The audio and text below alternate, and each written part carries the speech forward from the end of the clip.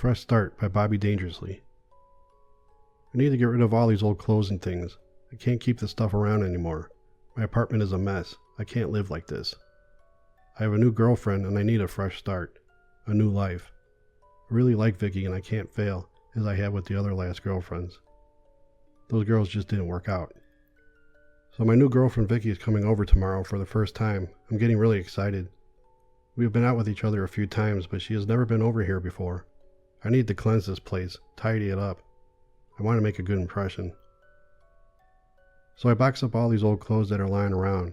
I box up some other mementos, photos of my ex-girlfriends. I can't keep them around anymore. I take a couple boxes down to the alleyway behind the apartment and toss them in a metal garbage can and burn them. It's a cleansing thing. Burn away old problems and such. At least that's what they say. It actually felt good doing that, watching my past burn away. Actually, a great lifting feeling. The next day at 5 p.m., I leave for a walk to go to Vicky's place and pick her up. She only lives a few blocks away, which is exciting to me. As I walk down my street, there is a big corner lot that used to have a grocery store that was ran by some farmers from the nearby countryside. They sold a lot of produce grown locally at the store, as well as other foods, of course. But a tragedy happened. Someone burned down the store. Now it's a big empty lot on the corner of my block with tall grass and weeds. A big, unkept lot. Every time I walk past the lot, I always feel something odd, like it has a presence, something weird that makes my skin crawl. I know no one was killed in the fire, so I don't believe it's haunted or anything like that. I just have a feeling that something isn't right there, so I usually cross the street before I pass it, but Vicky's apartment is on the same side of the street. I'll just walk past it instead of crossing the street and make the trip longer than it has to be. The feelings are probably just my imagination anyways. As I walk past the corner lot, I see all the tall grass and weeds are growing out of control. I also notice 9 wooden poles sporadically placed in the lot. I wonder what they are for. It's strange to see them even there. Wooden poles with cross arms. Is this some religious ceremony that's being planned or something just weird? I don't know. I don't care. I want to go see Vicky. That's what I care about. As I get to Vicky's apartment, I see she's waiting outside. I haven't been up to her apartment yet either. It would have been nice to see it, but maybe I will someday. Maybe if all goes right. I walked up to her and we hugged and said our hellos. We turned and started back to my apartment. The sun is going down now, and it's now twilight. We reached the empty lot of my block, and Vicky says, "How neat! Look at all of the scarecrows." I couldn't believe it. They weren't there when I walked by earlier. 9 scarecrows. Come on, let's go up to them and look at them. I said it wasn't a good idea, as they were not there 30 minutes ago. Come on, I want to take a look. I said okay. We stepped off the sidewalk and onto the grass of the big lot, our feet swishing in the weeds and grass. Walk up to the closest scarecrow and look up at it. At that moment, I noticed the sun is now down and it is dark out. The scarecrows are now harder to see as the only light is on the corner, the light from the street lamp. Wow, these scarecrows are very neat. Come on. I walked in deeper into the lot. We are now in the middle of the 9 scarecrows. I do notice something a little unnerving, something familiar and strange about these scarecrows. At that moment, one of the scarecrows moved its head slightly and looked right at me. I didn't believe what I saw. I think it was in my imagination. Then I hear Vicky scream. She screamed really loud. I looked towards her, and she was down a little ways by one of the other scarecrows. I didn't realize we separated. I see that one of the scarecrows has dropped off the pole it was on, and is now standing and holding Vicky. I started to panic. I didn't know what to do. This lot feels like a trap. It has that otherworldly feeling again. This has to be my imagination. Vicky then has her mouth covered by the scarecrow's hand to silence her. I start to notice more of the scarecrows are dropping from their poles and walking towards Vicky, surrounding her. I can't save her now. She's trapped. I look at Vicky and notice the frightened look in her eyes. It looks like the scarecrows are whispering to her. I can hear a little of that. The one removes its hand from her mouth. She doesn't scream anymore, which I think she must be completely out of her mind of fright. As I keep looking, I notice something peculiar. Something I thought of earlier, but now I feel I was correct. So I turn towards the alleyway, as I'm closer to that than the sidewalk. I ran past one of the scarecrows and knocked it down. Phew, I got away. As I enter the alleyway, I run as fast as I can. My apartment is towards the end of the other side of the block, so I keep running. All of a sudden, I see in front of me, in the lamp-lit alleyway, 5 of the scarecrows. I stop and slide on the loose gravel. I turn to run on the other way, and I see the other 4 scarecrows coming my way. I also see Vicky with them. I look back and forth and the scarecrows are closing in on me. How did they get around me like this? I'm deep into the alleyway and I have no escape. What do? I have to think. I do have matches in my pocket. Maybe I can burn them. That seems to work in the movies. I look around. I see loose newspaper, a couple of rags and some sticks lying on the alleyway ground. I wrap the newspaper and rags around the sticks and light them with the match. The makeshift torch ignites. Now I have some kind of protection. The scarecrows are now even closer. My heart is pounding so hard, I can feel and hear it in my ears. I'm looking back and forth, to my right and left. I'm breathing heavy. I want to scream. The torch cuts out some of the chill from the night air. As I'm looking to my left and looking at Vicky, the scarecrow on my right snuck up and grabbed me by the arm. I was so scared I dropped the torch. Then the other scarecrows surrounded me quickly. They all grabbed me and held me in place. Vicky walked up to me and looked at me in the eye. I stared back, scared. She said, So you are the one that has been killing the young women in the neighborhood. You are the killer of these 9 women. They saved me from you, and I will help get their revenge. I look and I see all the scarecrows are indeed wearing the clothes that I burned yesterday, that I had lying around in my apartment, the clothes of the women I killed, my so-called ex-girlfriends. Vicky picked up the dropped torch and touched it to my clothes, and I was alight. As I burned, I screamed horrifically, but no one can hear my screaming. After I burned and passed out, I woke and see it's now daylight. I am tied to the pole in the empty corner lot, the lot where the scarecrows of my 9 victims were. I am dressed in all of the clothes of the women I killed. I am now a scarecrow. My soul forever in these clothes and tied to this place. On my neck hangs a sign. It says, "In honor of the fallen. Do not remove. City landmark." I'm sure the town will think it's for the grocery store, but no, it's for my victims. My punishment.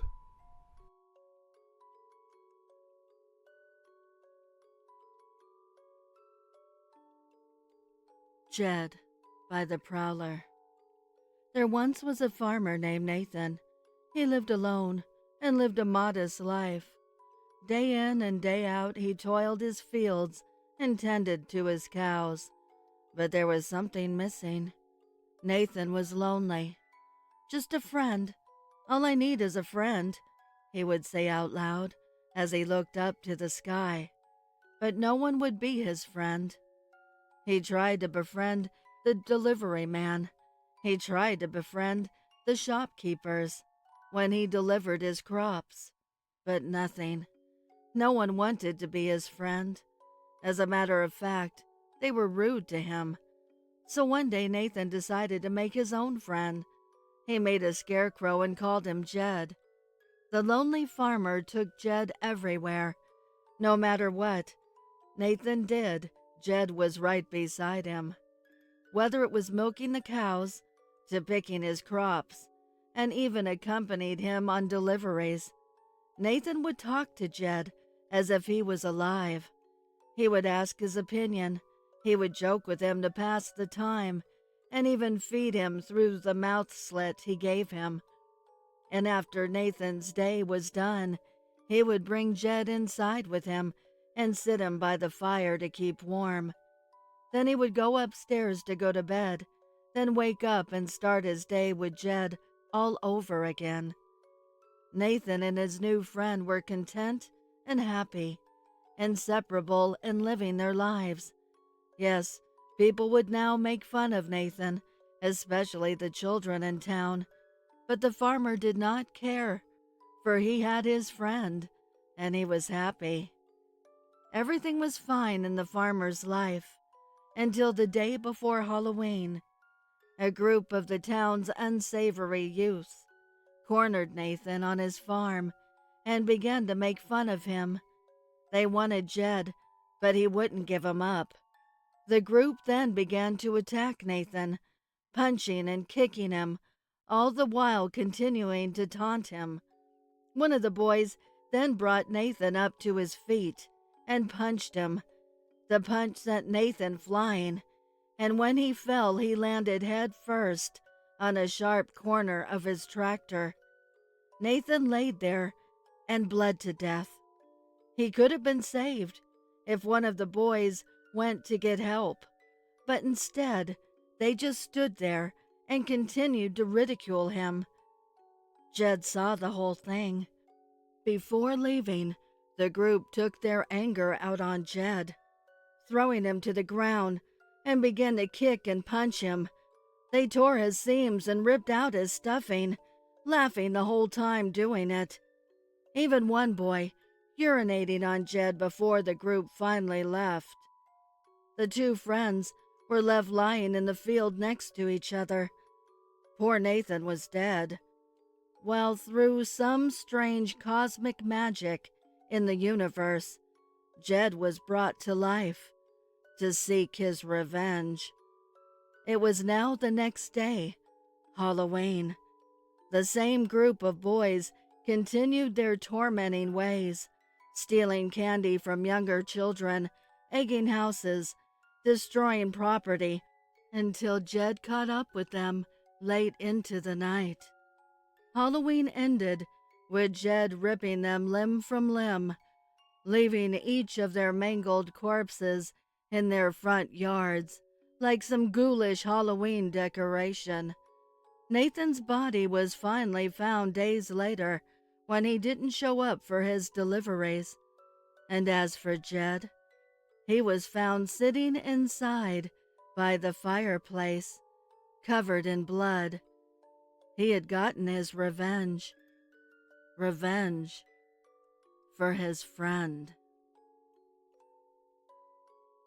Mr. Elroy's Scarecrows by the Prowler. The Elroy farm sat on the outskirts of town. There weren't too many homes out that way, just 3 neighboring farms and 2 standalone homes. Now the children who lived around there were always told not to step foot on Mr. Elroy's property. The young ones abided, but the older kids, the teenagers, were always messing around in his cornfield and tearing down his scarecrows. Mr. Elroy would chase them off with a pitchfork, calling them every name in the book. Every morning he would go into town and deliver fresh corn from his fields, always complaining to the teenagers' parents about the mess they caused, and never having a kind word for anybody. As it got closer and closer to Halloween, people in town claimed Mr. Elroy was becoming more and more agitated by the day, but things reached its boiling point the day before Halloween. They say he blazed into town in his old pickup, screaming and hollering out of the window. He came to a screeching stop in front of the farmer's market, got out of his old busted pickup truck, and shouted and complained to any parent he could find. See, the night before, not only did the teenage children tear down his scarecrows, but they destroyed all of his Halloween decorations. He begged and pleaded for something to be done to these destructive teenagers, but their parents would just look at him and bullshit him. Yes, Mr. Elroy, we'll punish them. Or yes, Mr. Elroy, we'll ground them. But he knew it was just bullshit. He saw those kids out and about every day and night, walking past his farm. Mr. Elroy was done. He lost it at that very moment, on that very spot. He screamed at the top of his lungs for everyone to hear. If changes were not made, and if something wasn't done, he would take matters into his own hands. Now, sadly, no one must have believed Mr. Elroy, because his threats were not listened to. The parents, as usual, did not punish their children. Halloween was the next night. a Halloween that will be unforgettable to those who live there for the rest of their days and future generations. It's said that when Mr. Elroy returned home, he was still angry. But to calm his nerves, he put back up his Halloween decorations, making his farm look the most festive in the entire town. Then, put back together and erected his scarecrows. He worked all through the night, making sure his farm was ready for Halloween. As midday afternoon approached the next day, all the teenagers gathered after school and decided to dress up and go trick-or-treating, even though they were all too old to still be doing so. But it wasn't the candy they were after. Sure, it's nice to get free candy, they thought, but they were interested in more sinister pursuits. That evening, they all walked past Mr. Elroy, sitting on his porch, on their way home to get dressed up for the night. They stopped and looked at him. One of the boys yelled, "Hey, old man, we'll be back tonight, and you have a surprise coming to you." It is said that Mr. Elroy just sat there and grinned, grinning a wide, sinister smile from ear to ear. As it got dark, the group of teenagers gathered together. All but one showed. No one knows why that member of the group didn't show. Some say they had gotten sick. Others say they thought something bad might happen that night. Whatever the case, the rest of the group plotted their plans of cruel pranks and tricks for the night, from stealing younger kids' candy to egging people's houses and leaving bags of flaming shit on people's front porches. They say the group was horrible that Halloween, causing nothing but trouble in the neighborhood the whole night. The last time anyone officially saw them was about 10 o'clock, heading down the road towards Mr. Elroy's farm. midnight, however, the teenagers' parents started to get worried. They searched the entire neighborhood, but found nothing. They went to the home of the teenage girl, who decided not to go, and asked her if she knew what they were doing that night. She said yes, and told them they were going to go down to Mr. Elroy's farm and really destroy the place, worse than ever before. When the parents heard that, they looked at each other in shock and utter dread, with the threats from Mr. Elroy playing through their heads. They rushed down the old dirt road and stopped in front of his farm. The whole house was lit, with dimly lit orange and purple lights strung up over the porch and roof. But just beyond the wood fence, one of the parents noticed a row of scarecrows, much more than he usually has, they thought. One of the parents shined a flashlight at the row of scarecrows. They looked bloodied, and the parents noticed that they were dressed very similar to what their children were wearing when they left. A few of the parents jumped the fence when they saw this. When they reached the row of scarecrows, they saw that they were completely covered in fresh blood. One of the fathers pulled the sack off one of the scarecrows' heads. Then a scream rang out from one of the mothers. It was her child. Then one by one, they took off the sacks, and each time revealed the next parent's child, all lined up in a row. There was a silence in the air from the shock and disbelief. The only thing that broke it was a maniacal laugh from the porch. It was Mr. Elroy. "How do you like it?" The display was rushed, but all in all, I think I did a pretty damn good job, if I do say so myself. I told you, if you didn't do something about those menacing kids, then I would handle them. myself. Scarecrow. My crops were dying, just like my hope of making a living out of them. The damn crows had been devouring them as if there was no tomorrow. Saying this, I couldn't guarantee that there would have been. There was no hope, no light. There was only despair. I decided to get a scarecrow after much persuasion. Honestly, I didn't think it would have such a huge impact on my life. During the first few days and weeks, they were growing and looked ever so fresh. Overwhelmed, I kept it there even when I didn't need it. I never used to believe in miracles, but that scarecrow changed everything. Eventually, it had brought me such good fortune that I had gained enough money to move places and afford an amazing private home. It had an indoor swimming pool, cinema, the works. One day, after living in my new house for a few months, I noticed cracks in the walls that hadn't been there before, mold growing out of nowhere, and leaks and puddles forming on the floor.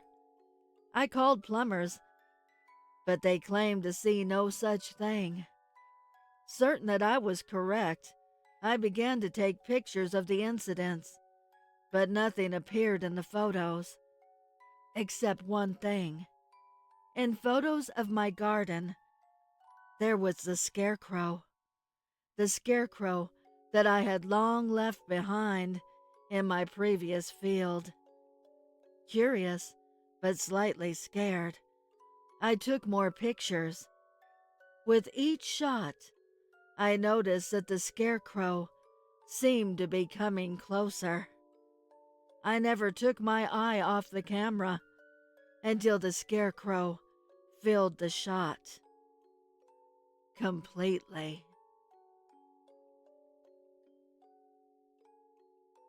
Something's Wrong with the Corn by the Prowler. I pose a question for my fellow Halloween diehards out there that are thinking of traversing through a corn maze this season for a spooky activity. Can you trust it? I know I never have. Nature's most smuggest vegetable. I mean, think about it. It stands there all smug and erect, looking all high and mighty as it looks down on the rest of the vegetable world, with its green stalks wrapping it tightly and its bright yellow bumps glistening under the warmth of the sun. What's it thinking about? What's it plotting? Does it remember every corn on the cob you've ever had? Every chowder? Every bag of popcorn you've popped? And what about those cream corn nights? You've spent your life eating it. What if it's thinking about eating you? I've never liked it myself, going back to when I was a wee babe. Like I said, I've never trusted it, with its steamy taste and squishy texture, trying to chew on its tiny kernels, and there's no amount of butter that will hide that shit. Speaking of, how can you trust a food that refuses to digest? Days later, still showing up in the bottom of the toilet. What's it doing there? Trying to perform some bodily revolt before your insides finally say enough is enough and expelled before it can do damage. I loathe it with my entire being, so you may think I speak with a biased opinion on the subject. You may think I'm mad altogether. It's just a vegetable, you say, but I know I speak the truth. I've searched the annals of local histories of towns who have a heavy corn population, and the thing they all have in common throughout the years is the strange disappearances in the corn, and even death. That's right, my friends. I have come across many stories where bodies have been found savagely torn apart, left strewn in the cornfields. Last Halloween cemented my beliefs when my fiancée showed me a picture she took with her phone while walking through a corn maze with her children. Just before she exited, she snapped a picture of a cornstalk standing there all smugly, and she noticed it had long flowing hair hanging from its opening, like pubic hair. How can you trust that? How can you trust a hairy vegetable? I was shocked. I was disgusted. Plus, how can you trust something a group of bloodthirsty religious children choose as their medium to hide in? You see, Stephen King knew. Animals know about the corn, insects, the crows. They all try and destroy it. They know something's wrong. Why don't we? I'll tell you what, we better figure it out before it's too late. They're out there, lined up in their rows, nestled in their fields, plotting and waiting. Scarecrows. Tom grunted, lifted the scarecrow off its pole, and tossed it alongside the compost pile. They used to last a lot longer, huh? Said his daughter Brittany. She idly poked at the scarecrow's straw-stuffed shirt with a little pink princess wand she recently been hauling around everywhere. They did, said Tom. You're too young to remember, though. I remember all the scarecrows, she said. Tom motioned for her to follow him, and together they started up the muddy trail to the pony barn. What's the first scarecrow you remember? He said. The one you dressed up to look like Mommy, she said.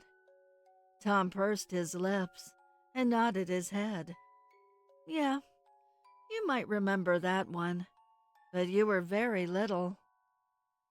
I always liked the ones you dressed up special, like the one you glued the wig onto, or the statue one, she said. The Venus de Milo, that was a good one. Messy, though.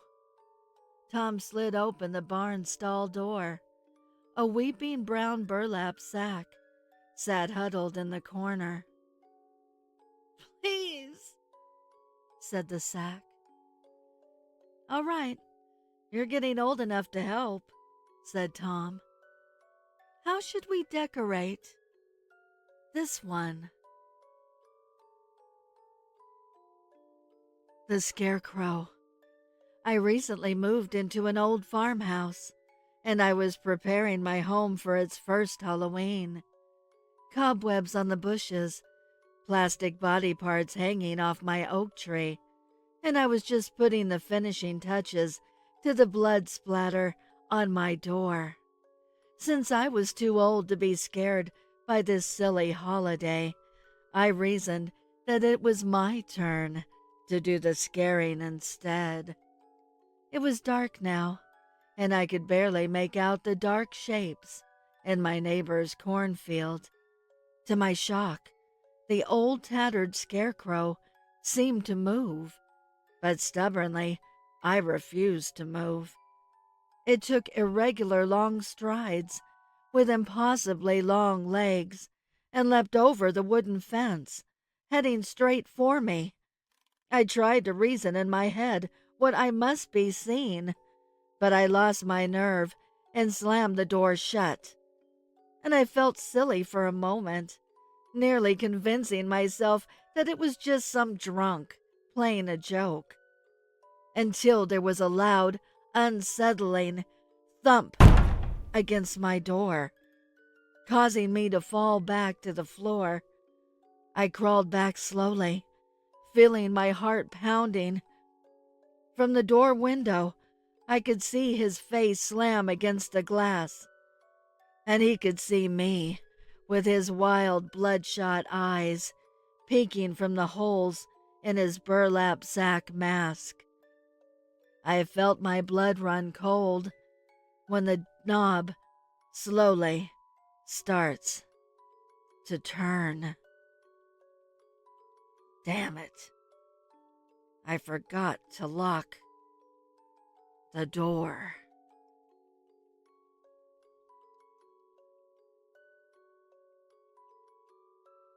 The collector's harvest. It was summertime, and for me that meant a whole 3 months with my father on the farm, helping him tend to chickens, the garden, and all the works. My parents were divorced, so during the school semester I would go live with my mom in the city, but during the summertime, when school let out, I would go visit my father on his farm, 3 hours away from my mom. Truth is, I didn't mind it much.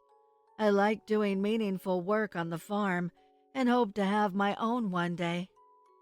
There were some neighbors around, though not much. Sometimes my friend Davidson, a boy about 3 years older than me, would come over and help us. Then we would spend what time we had left playing some card games or drinking. We were underage, but way the hell out here, that didn't matter much.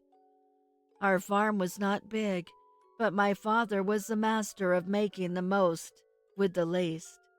We had a small chicken pen of about 7 chickens, a square-foot garden growing all sorts of vegetables and starches, and in the center of the farm was a scarecrow. I always asked my father about it. He just told me that it had been in his family for generations, almost 120 years. That thing belongs in a museum, I said jokingly, to which my father laughed and replied, "So do I, son. Now let's go get those goats tended to." Normally, a scarecrow wouldn't bring much attention, but something seemed different about this one. Other scarecrows are made out of straw and wore farmer attire. This one, on the other hand, wore a black cloak and was made out of dark wood branches. I put it out of my mind and did my chores around the farm. Life was pretty mundane. Coffee in the morning, water through the day, and a bit of moonshine at night after a long day's work. Life continued to be this way throughout June until the very end of the month. Me and my dad walked outside to the farm and noticed the fog was heavier than usual. We walked out to the middle, only to see 3 of our chickens had made their way out of the pen and died around the scarecrow. I thought it was strange that all of them would have died in the exact same place. My father was not so shocked. Our chickens were pretty old after all. We cleaned up the chickens and then went about our normal routine. In the middle of the workday, my father said I could take the rest of the day off to hang out with Davidson while he went to town to get more chickens and more coffee. I didn't argue. I finished milking the goats and then took my deck of poker cards over to Davidson to play. He welcomed me in while his mother was baking a cherry pie in the oven, and it smelled delicious. "Hey, man, glad we could hang out today. Why did your father let you off early?" I told him about the chickens. "Damn, man, that's pretty crazy. Your father should be careful going into town. They say there is a murderer out there. Killed 2 women just last week." His mother spoke up from behind him. "Now, Dave, don't go scaring people like that. Stuff like that doesn't happen around here. Our homes were a good hour away from town, so we only ever went if we really needed something. And the idea of somebody driving an hour to some old farms just to kill people was crazy." Me and my friend finished our 3rd round of poker when my dad came back. "All right, man. I gotta go help my father. See you tomorrow," I said, walking out the door. As I walked to my father, he handed me a box of small baby chicks. "Here, Put these in the empty pen," he said as he grabbed the coffee from the back seat. That night I went to bed earlier than usual. The hard work plus the alcohol I sipped at Davidson's hit me. I woke up at about 3:15 a.m. to the sound of music. I made my way out of bed and went downstairs silently as to not wake my father. When I reached the back door and opened it, the fog had already begun to set in, and on the other side, I swear I saw something, or more, someone. On the bench we kept next to the garden, the one we sit down to take breaks on and gaze at the sunset meadows, was a man. He seemed to be wearing a black coat with a black hat and was playing a banjo in its deepest keys. The melody was a bit haunting, yet listening to it gave a nostalgic feeling. The fog got deeper, and I went back inside, and when I did, my father was waiting for me. "What are you doing out of bed?" he asked inquisitively. "There is a man outside on the bench." My father raced outside. The fog had now dissipated to a thin veil. Sure enough, there was no man on the seat. "You had a bad dream. Go back to bed." I obeyed his order and marched upstairs, kind of relieved that there was no one there. The next morning, we woke up and went outside, and sure enough, there was a fog. The fog did not drag as much attention as the Scarecrow, which now had the body of a goat next to it. My father walked over to it, looked at it with a bit of pity. He then looked at the Scarecrow and noticed something neither of us noticed when we walked out. The scythe we used to cut tall weeds and overgrowth made its way out of the lock shed and next to the Scarecrow. It was now covered in blood. My dad took the scythe, put it back into the shed, and then we disposed of the goat. On account of the rain and thunder, we didn't have to do much around the farm except feed the animals and spend the day listening to radio or watching a few videos my dad had for his old TV and VHS set. The whole day I couldn't stop thinking about the goat, the Scarecrow, or the man I thought I saw last night. The next few weeks were not eventful. It was life on the farm as normal for me, and summer was coming to an end. The end of August, my last week there, puzzles me to this day. I had woke up before my dad and turned on the radio to one of the only two stations we got. The news had come over the static. More reported murders. The voice was in and out because of the static, but I knew it was talking about the unsolved serial killer case over in town. My dad finally woke up. We sucked down coffee and looked out the window to see thick fog.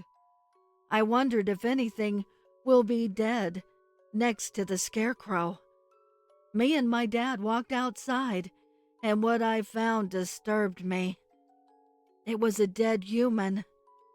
I did not know the man, but I looked at my dad, who seemed completely unfazed by what he was looking at.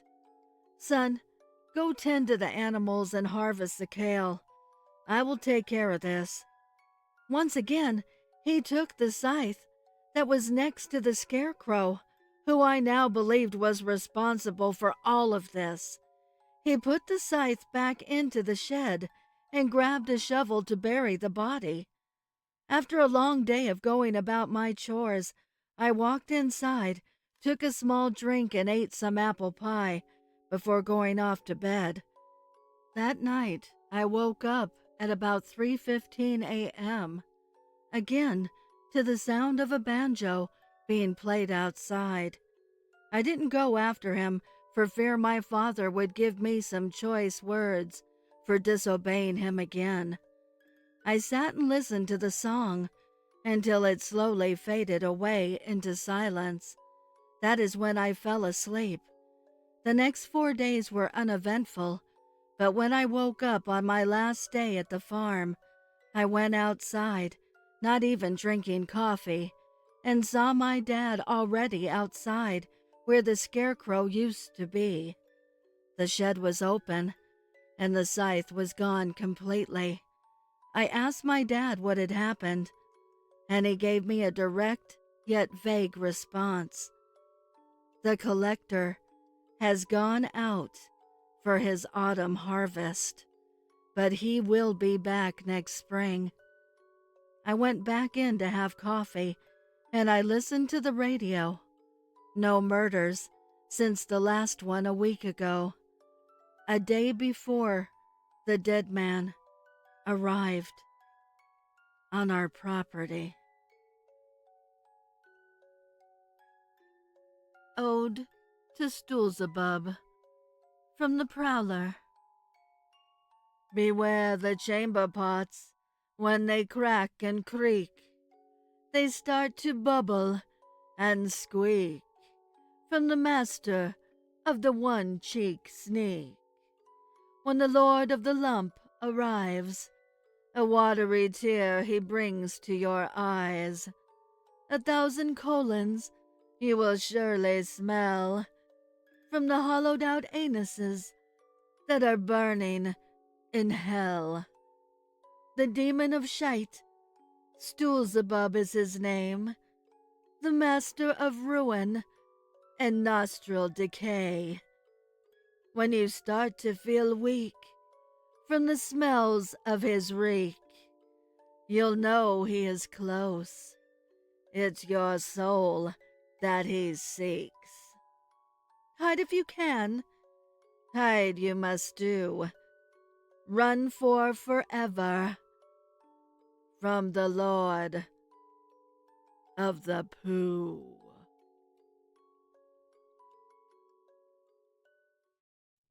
I would like to give a heartfelt thank you to the special friends of the channel for your overwhelming generosity. If you would like to support the channel, the link is below in the description. Also, please send me your stories and poems to duchessofdarkness27@gmail.com. You can also find me on Instagram at duchess.ofdarkness and Twitter at duchessofdarkn2. I want to thank all my listeners for your kindness, your encouragement, and your support. It means the world to me. Thank you for joining me. Until next time.